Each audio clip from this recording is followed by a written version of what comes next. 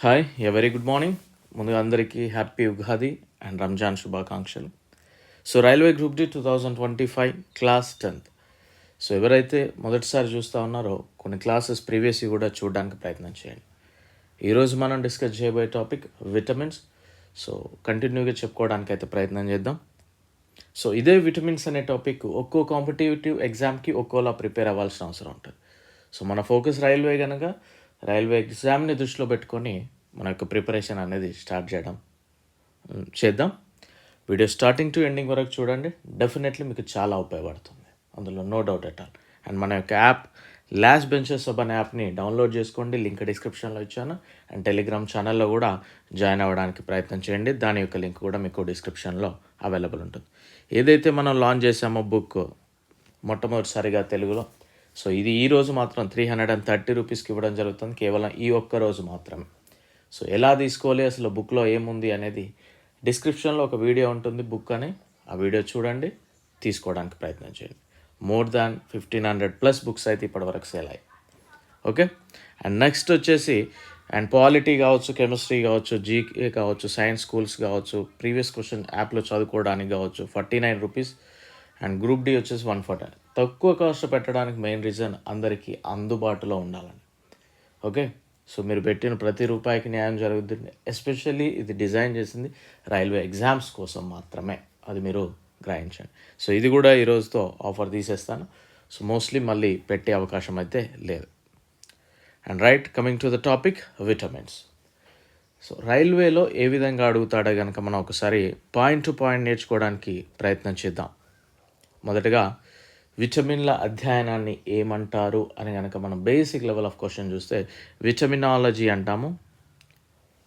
Vita అంటే Latin భాషలో జీవితం అని అర్థం. కొన్నిసార్లు అడగవచ్చు విటా అనేది ఏ భాషకు సంబంధించింది, లాటిన్ భాషలో మీనింగ్ ఏంటి అని. సో జీవితం. సో ఇక్కడ చూసినట్లయితే సర్ హాప్కిన్స్ అనే శాస్త్రవేత్త మొదటిసారిగా పాలపైన పరిశోధన చేసినప్పుడు అందులో ఏదో పెరుగుదలకు సంబంధించిన పదార్థాన్ని కనుగొన్నాడు. అంటే ఏదో జీవి యొక్క పెరుగుదలకి ఇందులో ఏదో పదార్థం ఉపయోగపడుతుందని అయితే తను ఫైండ్ చేయడం జరిగింది. దాన్ని కోఫాక్టర్ అని పిలవడం జరిగింది. కోఫాక్టర్ ఎవరు? సర్ హాప్కిన్స్ అనే శాస్త్రవేత్త. ఆ తర్వాత వచ్చిన జపాన్ నావికులలో సోల్జర్స్లో కనుక చూస్తే పాలిష్డ్ బియ్యం తినడం వల్ల, మనం ఇప్పుడు రెగ్యులర్గా తినేదంతా కూడా పాలిష్డ్ బియ్యం తినడం వల్లనే వచ్చిన బెరీ వ్యాధికి, ఇది గుర్తుపెట్టుకోండి, ఒక పదార్థ లోపం, అంటే ఆ పాలిష్డ్ చేయడం వల్ల ఏదో పదార్థం పోయింది, ఆ పదార్థ లోపం వల్లనే ఈ బెరీ డిసీజ్ అనేది రావడం జరిగింది. దాన్ని విటమిన్ అని పిలిచాడు. ఓకే. ఆయన కాసిమర్ ఫంక్. ఎవరైనా? కాసిమర్ ఫంక్. సో అందుకే కాసిమర్ ఫంక్ని మనం ఫాదర్ ఆఫ్ విటమిన్స్ అని పిలవడం జరుగుతూ ఉంటుంది. సో ఇక్కడ కనుక చూసినట్లయితే మనం ఫాదర్ ఆఫ్ విటమిన్స్ అని ఎవరిని అంటారు అని అడిగే అవకాశం ఉంటుంది. బెరీ వ్యాధికి గల కారణం ఏంటి అని అడిగే అవకాశం ఉంటుంది. అండ్ పాలపైన పరిశోధన చేసిన శాస్త్రవేత్త ఎవరు అని అడుగుతారు. విటమిన్ల అధ్యయనం ఎవరు ఏంటి అని అడుగుతారు. విటా అంటే లాటిన్ భాషలో మీనింగ్ ఏంటి అని అడుగుతాడు. సో ఇంతకు మించి ఎక్కువగా వెళ్ళాల్సిన అవసరం లేదు ఇండియన్ రైల్వేస్కి. క్లియర్? సో ఇక్కడ విటమిన్స్ కనుక చూసినట్లయితే ఎన్ని రకాలు అని అడిగే అవకాశం ఉంటుంది. సో ఇవి టూ టైప్ ఆఫ్ విటమిన్స్ ఉంటాయి. ఒకటి ఫ్యాట్ సాలబుల్ అంటే కొవ్వులో కరిగే విటమిన్లు, అదేవిధంగా నీటిలో కరిగే విటమిన్లు. కొవ్వులో కరిగే విటమిన్లు కనుక చూస్తే ADEK, అండ్ నీటిలో కరిగే విటమిన్లు వచ్చేసి C అండ్ B కాంప్లెక్స్, అంటే Bకి సంబంధించిన అన్ని విటమిన్స్. ఇది కూడా మనల్ని రెగ్యులర్గా ఎగ్జామినర్ అడిగే అవకాశం ఉంటుంది. సో వీటిని కనుగొన్న శాస్త్రవేత్త కనుక చూస్తున్నట్లయితే ఏ విటమిన్ని మెక్కలమన్ Davis, D విటమిన్ని McCollum Mellanby, E విటమిన్ని ఇవాన్స్ బిషప్, అండ్ కే విటమిన్ని హెన్రిక్ డ్యామ్, అండ్ సి విటమిన్ని జేమ్స్ లిడ్ అండ్ జెంట్ గ్యాట్స్. సో ఇవి కూడా గుర్తుపెట్టుకోవడానికి ప్రయత్నం చేయాలి మనం. సో ఇక ఒక్కొక్క విటమిన్ గురించి కనుక మనం చూస్తే ఎగ్జామ్ పాయింట్ ఆఫ్ వ్యూలో శాస్త్రీయ నామము, ఏ విటమిన్ యొక్క శాస్త్రీయ నామము రెటినాల్ అంటారు. సో దీన్ని యాంటీజిరాఫ్థాల్మియా అని కూడా అంటారు. అంటే ఏ డిసీజ్ అయితే దీని లోపం వల్ల వస్తుందో ఆ పేరు మీదుగా కూడా పిలవడం జరుగుతూ ఉంటుంది. సో దీన్ని యాంటీజిరాఫ్థాల్మియా అని కూడా అంటారు. సో ఇవి ఏ పదార్థాల్లో లభిస్తాయి కనుక చూస్తే క్యారెట్, పసుపు పచ్చని పండ్లు, కూరగాయలు, ఆకుకూరలు, పాలు, గుడ్లు, మాంసం అండ్ షార్క్ చేపలు. సో వీటిలలో ఎస్పెషల్లీ మనం ఇక్కడ చూస్తే పసుపు పచ్చని పండ్లు, క్యారెట్ ఇలాంటివి ఎక్కువగా గుర్తుపెట్టుకోవడానికి ట్రై చేయండి. అండ్ దీని లోపం వల్ల కలిగే వ్యాధులు, డిసీజెస్ వెరీ ఇంపార్టెంట్. రే చీకటి, దీన్నే నిక్టోలోఫియా అంటారు. అండ్ పొడి కన్ను, డ్రై ఐ అంటారు దీన్ని, జిరాఫ్థాల్మియా అండ్ కెరటోమలేషియా. ఈ 3 కూడా మనకి మెయిన్గా ఆ డిసీజెస్ అనేది గుర్తుపెట్టుకోండి. అండ్ నెక్స్ట్ ఏ విటమిన్ అనగానే మనకి ఐ డిసీజెస్ ఎక్కువ వచ్చాయి. సో ఐకి సంబంధించిన కొన్ని ఒక పాయింట్ కనుక మనం అబ్జర్వ్ చేస్తే, కనుగుడ్డు దానం చేసిన వ్యక్తులలో 6 to 8 hours లోపు కార్నియాని సేకరించాలి. అడుగుతాడు, కనుగుడ్డు దానం చేసిన వాళ్ళు అంటే చనిపోయిన వాళ్ళు కనుక చూస్తే ఎన్ని గంటల లోపు కార్నియాని సేకరించవచ్చు అని అడగొచ్చు. So 6 to 8 hours. And A vitamin అధికంగా కలిగిన పదార్థం వచ్చేసి క్యారెట్, ఆకుకూర బచ్చలి కూర, ఫ్రూట్ వచ్చేసి బొప్పాయి, పాలు కౌ మిల్క్. అండ్ మొక్కల్లో ఏ విటమిన్ అనేది డైరెక్ట్ అట్లా ఉండదు, ఏ విటమిన్ లాగా బీటా కెరోటిన్ రూపంలో ఉంటుంది. అడుగుతాడు, మొక్కలలో ఏ విటమిన్ ఏ రూపంలో మనకు లభిస్తూ ఉంది, బీటా కెరోటిన్ రూపంలో. అండ్ క్యారెట్ ఆరెంజ్ రంగులో ఉండడానికి గల కారణం ఏంటి అని కూడా అడుగుతాడు, beta carotene. So video like చేయండి, లైక్ చేయడం షేర్ చేయడం వల్ల ఎక్కువ మందికి రీచ్ అవుతుంది. సో ఎక్కువ మంది చూస్తూ ఉంటే నాకు కూడా చెప్పడానికి కొద్దిగా ఆసక్తి అనేది కలుగుతుంది. సో మీ పని మీరు చేయడానికి ప్రయత్నం చేయండి దయచేసి. క్లియర్? రైట్. నెక్స్ట్ వచ్చేసి డి విటమిన్. ఇంతకు మించి ఎక్కువగా అవసరం లేదంటే దీన్ని మల్టిపుల్ టైం రివిజన్ చేయండి. Revision is very very important. Okay, right. Next వచ్చేసి శాస్త్రీయ నామం డి విటమిన్ కాల్సిఫెరాల్. ఇది కూడా గుర్తుపెట్టుకోవాలి.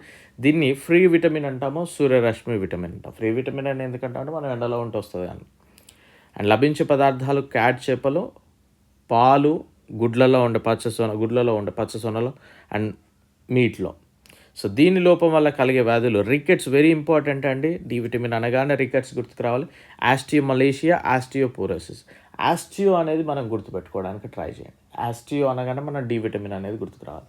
ఓకే, యాస్ బూడిద అంటే బొక్కలంతా కూడా డీలా అయిపోతాయి అన్నట్టు. ఓకేనా? సో అందుకే డి విటమిన్ లోపం వల్ల మనకి ఈ బోన్స్కి రిలేటెడ్ డిసీజెస్ అయితే రావడం జరుగుతూ ఉంటుంది. క్లియర్? అండ్ నెక్స్ట్ కనుక చూస్తే ఈ విటమిన్, దీని యొక్క శాస్త్రీయ నామం టోకోఫెరాల్. దీన్నే బ్యూటీ విటమిన్ అంటాం, యాంటీ స్టెరిలిటీ విటమిన్ అని కూడా పిలుస్తారు. బ్యూటీ విటమిన్ అని దేన్ని పిలుస్తారు అడగవచ్చు, యాంటీ స్టెరిలిటీ విటమిన్ అని దేన్ని పిలుస్తారు. సో బ్యూటీ అనగానే మనకు లభించే పదార్థాలు ఈజీగా డ్రై ఫ్రూట్స్ అని మనం చెప్పవచ్చు. ఫ్రూట్స్, డ్రై ఫ్రూట్స్, ఇట్లా తాజా ఫలాలు, మొలకెత్తిన పప్పులు, పొద్దుతిరుగుడు విత్తనాలు, డ్రై ఫ్రూట్స్, ఇట్లా మనం ఈజీగా చెప్పొచ్చు. అండ్ దీని లోపం వల్ల కలిగే వ్యాధులు. సో బ్యూటీ అంటే ఏంటి, మన ముసలితనాన్ని కొద్ది కవర్ చేయడమే కదా. సో వంధత్వం, ముసలితనం, ఎర్ర రక్త కణాల జీవితకాలం తాకడం, దాని లోపం వల్ల డిసీజెస్ ఇవి. అండ్ నెక్స్ట్ గర్భస్రావంతో బాధపడుతున్న స్త్రీకి ఇస్తారు. అడుగుతారు, గర్భస్రావంతో బాధపడుతున్న వ్యక్తికి ఇచ్చే విటమిన్ ఏది అని. సో ఈ విటమిన్, ఇది మనం గుర్తుపెట్టుకోవాలి. ఇలాంటివి అడుగుతాడు ఇండియన్ రైల్వేస్ చరిత్రలో మనం చూస్తే. నెక్స్ట్ కే విటమిన్ కనుక చూస్తే శాస్త్రీయ నామం ఫిల్లోక్వినోన్, నాప్తోక్వినోన్ అని కూడా పిలుస్తూ ఉంటాం. సో దీన్ని anti bleeding, anti haemorrhagic vitamin అని కూడా పిలుస్తారు. యాంటీ బ్లీడింగ్ అంటే బ్లీడింగ్ని మనం ఆపడానికి సంబంధించట్లా. లభించే పదార్థాలు ఆకుకూరలు, కాలేయము, గుడ్లు, ఆవు పాలు. అండ్ నెక్స్ట్ పెద్ద పేగులోని హెచ్ఆర్ఎస్ఏ కోలా అనే బ్యాక్టీరియాలు కూడా మనకి ఇక్కడ కనిపిస్తుంది. అండ్ దీని యొక్క లోపం వల్ల కలిగే వ్యాధులు హెమరేజియా అంటే రక్తస్రావం, అంటే బ్లీడింగ్ కంటిన్యూగా అవ్వడం అన్నట్టు. అండ్ రక్తం గట్టడానికి ఉపయోగపడే ప్రోటీన్స్, ప్రోథ్రాంబిన్, ఫిబ్రినోజిన్లను కే విటమిన్ ఉత్పత్తి చేస్తుంది. అందుకే మన కే విటమిన్ కనుక లేకపోతే బ్లీడింగ్ అనేది కొద్దిగా టైం పడుతూ ఉంటుంది. బ్లీడింగ్ స్టాపింగ్ అనేది కొంచెం టైం తీసుకుంటూ ఉంటుంది. సో మనకి సర్జరీ టైంలో ఇది చాలా వెరీ ఇంపార్టెంట్. అండ్ నెక్స్ట్ కనుక చూస్తే సి విటమిన్ శాస్త్రీయ నామం ఆస్బార్బిక్ యాసిడ్. సో దీన్ని స్లిమ్నెస్ విటమిన్ అని కూడా పిలుస్తారు. కన్ఫ్యూజ్ అవ్వద్దండి, బ్యూటీ విటమిన్కి స్లిమ్నెస్ విటమిన్ కూడా.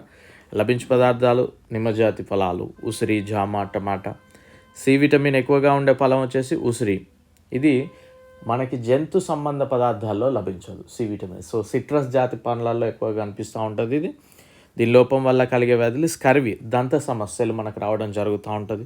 అండ్ వేడి చేస్తే నశించిపోయే విటమిన్ ఏది అని ఎగ్జామినర్ అన్నప్పుడు మనం సి విటమిన్ అనేది గుర్తుపెట్టుకోవాలి. అండ్ ఎండలో మనకు లభించేది ఏది అన్నప్పుడు డి విటమిన్ అనేది గుర్తుపెట్టుకోవాలి.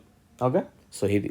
అండ్ నెక్స్ట్ కనుక చూస్తే ఇక బి కాంప్లెక్స్లో కనుక వచ్చినట్లయితే B1 విటమిన్ శాస్త్రీయ నామము థయామిన్, యాంటీ బెరీ విటమిన్ అంటారు. అంటే బెరీ డిసీజెస్ వస్తుంది కనుక. లభించే పదార్థాలు తవుడు, గోధుమ, వరి. మనం అందుకే పాలిష్ చేయడం వల్ల పైన ఆ లేయర్ ఎంత పాలిష్ చేస్తే మనకు అంత వేస్ట్ అన్నట్టే. ఓకే, అండ్ దీని లోపం వల్ల కలిగే వ్యాధులు బెరీ ఏమంటారు, ఇంతకు మించి ఎక్కువ అవసరం లేదండి. ఇండియన్ రైల్వేస్లో అవసరం లేదు. క్లియర్. అండ్ మీరు ఏదైనా క్లాస్ చెప్పినప్పుడు కూడా ఇది మనకు వచ్చు అని వదిలేయకుండా వినడానికి ట్రై చేయండి. ఎందుకంటే క్వశ్చన్స్ ఏ విధంగా అడుగుతూ ఉంటాడు రైల్వేస్లో అనేది చెప్పడం జరుగుతూ ఉంటుంది కనుక ఉపయోగపడుతుంది. మీరు డైలీ 1 hour టైం స్పెండ్ చేయొచ్చు దీని మీద పెద్దగా కదా. నెక్స్ట్ శాస్త్రీయ నామం B2కి రెబోఫ్లవిన్, ఎల్లో ఎంజైమ్ అని కూడా పిలుస్తారు B2 విటమిన్ని. దీని యొక్క లభించే పదార్థాలు బీన్స్, పుట్టగొడుగులు, చేపలు. దీని యొక్క లోపం వల్ల కలిగే వ్యాధులు కీలోసిస్, గ్లాసైటిస్ అంటే ఈ మనకి చిగుళ్ళు వలిగి రక్తం రావడం, ఇట్లాంటి నోటిపూత ఇది. అండ్ గుడ్డు పచ్చ సొన లేత పసుపు రంగులో ఉండడానికి కారణం B విటమిన్. అంటే మనకి ఎల్లో ఉంటుంది కదా, అది ఆ కలర్లో ఉండడానికి గల కారణమే B2 విటమిన్ అంటే. సో ఇది కూడా గుర్తుపెట్టుకోవడానికి ట్రై చేయండి. అండ్ B3 విటమిన్ కనుక చూస్తే శాస్త్రీయ నామం niacin, nicotinic acid. Anti pellagra vitamin అంట, వెరీ ఇంపార్టెంట్ అండి. పెలాగ్రా, రికెట్స్ కన్ఫ్యూజ్ అవ్వదు ఎప్పుడు. అండ్ ఇవి లభించే పదార్థాలు ఈస్ట్ అనే శిలీంధ్రము, వేరుశెనగ, చిలగడ దుంపలు. కలిగే వ్యాధులు పెలాగ్రా, మతిమరుపు, నిద్రలేమి, స్లీప్ వాకింగ్. పెలాగ్రా వెరీ ఇంపార్టెంట్ ఇక్కడ మనం చూస్తే, బట్ అలా అని మిగిలినవి స్కిప్ చేయొద్దు, చదవండి. అండ్ నెక్స్ట్ కనుక చూస్తే B5 శాస్త్రీయ నామం ప్యాంటోథనిక్ యాసిడ్. లభించే పదార్థాలు ఈస్ట్, వేరుశెనగ, ఆకుకూరలు, చిలగడ దుంపలు. సో లోపం వల్ల కలిగే వ్యాధులు అరికాళ్ళలో మంటలు, హెయిర్ ఇష్యూస్. అండ్ B6 వచ్చేసి ఫెరిడాక్సిన్, యాంటీ ఎనీమియా అంటారు. లభించే పదార్థాలు పప్పులు. లోపం వల్ల కలిగే వ్యాధులు రక్తహీనత, ఎనీమియా. సో ఇది కూడా గుర్తుపెట్టుకోండి B6. B7 వచ్చేసి బయోటిన్, H విటమిన్ అని పిలుస్తారు. లభించే పదార్థాలు పప్పులు. కలిగే వ్యాధులు, లోపం వల్ల కలిగే వ్యాధులు అలసట, కండర నొప్పులు, మానసిక సమస్యలు, హెయిర్ లాసెస్ ఇలాంటివి. సో B కాంప్లెక్స్లో మెయిన్గా అడిగేది వాటి యొక్క సైంటిఫిక్ నేమ్స్, శాస్త్రీయ నామాలే ఎక్కువగా అడిగే అవకాశం ఉంటుంది, అది మనం గుర్తుపెట్టుకోవాలి. అండ్ నెక్స్ట్ వచ్చేసి మనం పెలాగ్రా, బెరీ ఇట్లాంటి కొన్ని.